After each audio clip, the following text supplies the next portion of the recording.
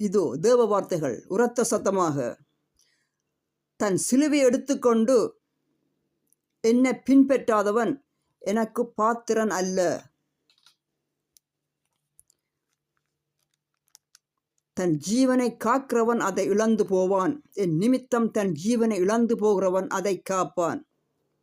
இது எல்லாருக்கும் தெரியும். இயேசப்பாட்ட வந்தால் இப்படித்தான் வர வேணும். அவர் ஏற்கனவே அவரே சிலுவையில் தொங்கி பாவ மன்னிப்பு கொடுத்தவர். அவரே சிலுவையில் தொங்கி தன்னை சிலுவையில் தொங்க பண்ணவருக்காக பாவ மன்னிப்பு கொடுத்தவர். அவரை பார்க்கும்போது எல்லா மக்களுக்கும் தெரியும். இவர்கள் தெரிந்து செய்கிற பாவம் ஒருபோதும் மீட்பு கொடுக்க முடியாத, தங்கள் ஜீவனுக்கு விரோதமாக தாங்களே வேதனையை இறக்கிய வாழ்வு நிலை. இவரிடத்தில் சமாதானம் உண்டு. எல்லா மக்களும் ஒன்று கூடும் போது வேதனைகள் குறையும். இது வடிவாக தெரிந்து உலக சந்தோஷத்தை கொண்டாட முடியாது, உலக கொண்டாட்டங்களை செய்ய முடியாது.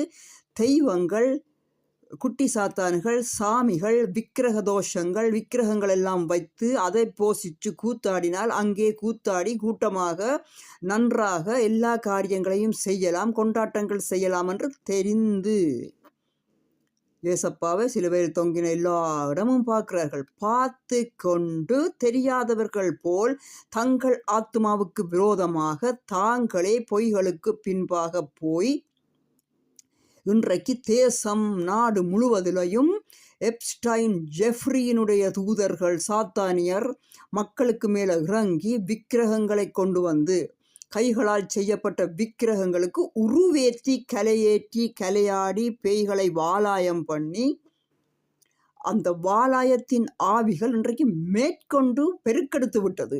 இனிமேல் மனம் திரும்பி இயேசுகிட்ட வரும்போது வருகிற வழியில் பூதங்கள் அவர்கள் கால்களை பிடித்து இழுக்கும், அவமானப்படுத்தும், அடிக்க வரும், துப்பும், தள்ளி விழுத்தும், பைபிள பரிசுத்த வேதாகமத்தை பிடுங்கி கிழித்தெறியும். இப்படியான பொல்லாத ஆவிகளினால் சூழப்பட்டு விட்டார்கள். என்றாலும் மனம் திரும்பாவிட்டால் நரகம் நிச்சயம். பாவத்தின் சம்பளம் நரகம். இப்படியே நடிகர்கள் அவர்கள் இவர்கள் இன்னும் அநேகரை நம்பி நம்பி நம்பி இவன் வந்து தேசத்தை நல்லபடி ஆளுவானா, அவன் வந்து தேசத்துக்கு கதவு திறப்பானா, தண்ணீர் பாய்ச்சுவானா தோட்டத்துக்கு, அவன் சாத்தானை விழுங்கின சாத்தான்.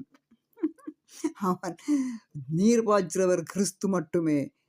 ஜீவ நீரூற்ற தர வந்தவர் தேவாதி தேவன், தேவதூதர் தளபதி, பரமபிதா, பரமபிதாவின் ஒரே ஜீவ புத்திரன் மட்டுமே அன்றி